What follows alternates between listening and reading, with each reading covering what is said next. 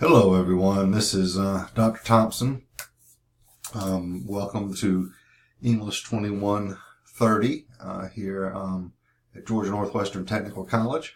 I want to start off talking about, I want to come to you this morning and talk about this wonderful poem by Maya Angelou, an American treasure, and certainly a poem that I think captures the American dream and the American experience more so than any other poem I can think of. As you may have read, this poem was delivered by Angelou in 1993. She read it at Bill Clinton's first inaugural ceremony in Washington, D.C. And I remember thinking at the time, I thought it was just a brilliant poem, and it really captures the American dream and the American experience very well. It is, oh, I lost my train of thought. But anyway, it is a great poem about the American dream, and I look forward to talking about it with you today. So she starts off, you see, talking about these three archetypal images, if you will: a rock, a river, and a tree. And that's really one of the things to think about as we discuss the poem, is the different meanings of the rock, the river, and the tree. Host to species long since departed mark the mastodon, the dinosaur, who left dry tokens of their sojourn here on our planet. For obviously the dry tokens of their sojourn, of their visit here on this planet, is their bones, their fossilized remains of these dinosaurs that have been left here over time. And today all that we have left of them is the rock, the river, and the tree. So I want you to think about what we think about when we think about a rock. A rock is a foundation. A rock is a solid thing to stand on and build on. And that's basically what the rock stands for here. The rock that says, "Come, you may stand on me." Where's that line here somewhere? "You may stand on me, but do not hide your face." Right down here at the bottom. So, that's what a rock is. A rock is the foundation that's been given to us as Americans, dating all the way back to the dinosaurs. And then we have the river. And of course, the river represents the continuity of time. Going back to the Adventures of Huckleberry Finn and so many works of literature where a river is flowing. A river is moving us into the future. You get on the river and you don't stay in one place. And of course, there have been plenty of songs written about this. Garth Brooks' song, "The River," comes to mind. "The River of Dreams" by Billy Joel. Of course, "The River" by Bruce Springsteen. So lots of rivers in literature and in popular culture. So today, come to the riverside. Come, keep on clad in peace, singing songs the Creator gave me. That's what the river stands for, is the peace and the harmony of coming together and moving into the future together.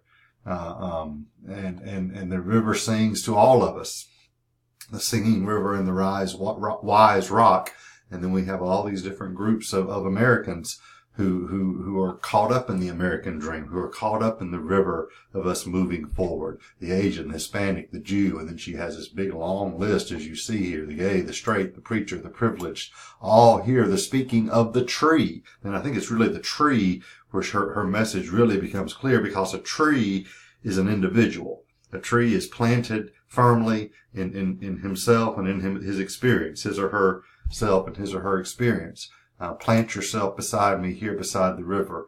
The first and last of every tree speaks to humankind. You who gave me my first name. These are all trees. You see, these are all individuals. The Indian, the Native Americans, the Pawnee, the Apache, the Seneca, the Cherokee Nation. All of them, the Trail of Tears, obviously this forced on bloody feet, left to the unemployment of other seekers, desperate for gain, starving for gold. We all can't help but to think of the Trail of Tears and how the Indians were forced on bloody feet, left to the employment of other seekers, other people who forced them to do that, who forced them to leave their homes and to go on this trail, to go on this journey. They are now, that's their past. The past of the Native Americans is this long, bloody, difficult journey that their ancestors went on. But now that's in the past, and you can move forward on your own. You're the tree. You don't need that. You don't need that past. You can build on that past. That past can become your rock, you see. That past can become your foundation to become a better person, to have more options and opportunities than your ancestors did. The Turk, the Swede, all these immigrants coming from European countries. And of course, then we get to the African people, the African tribes, the Ashanti, the Yoruba, the Kru, all stolen, arriving on a nightmare, praying for a dream. Here, root yourselves beside me. I am the tree which will not be moved. And then, of course, we get to the most important line of the whole poem right here. Your passages have been paid. Your passages have been paid. You no longer have to dwell on the past of your ancestors. You no longer are bound by slavery. You no longer are bound to leave your home and go on the trail of tears. You are your own person. You are your own tree. You have that strength as an American. You have that opportunity as American to lift up your faces to this bright morning dawning for you. Whoever you are in that long list of people she gave a while ago, whoever you are, this bright morning is dawning for you. History cannot be unlived, and if faced with courage, need not be lived again. Lift up your eyes upon the day breaking for you. Give birth again to the dream. Give birth again to the dream. Women, children, men, take it into the palms of your hands. It is that American dream, that American promise, that American opportunity. Take it into the palms of your hands. Mold it into the shape that fits you the best. The shape of your most private need. The image of your most public self. Lift up your hearts. Each new hour holds new chances for new beginnings because you're an American.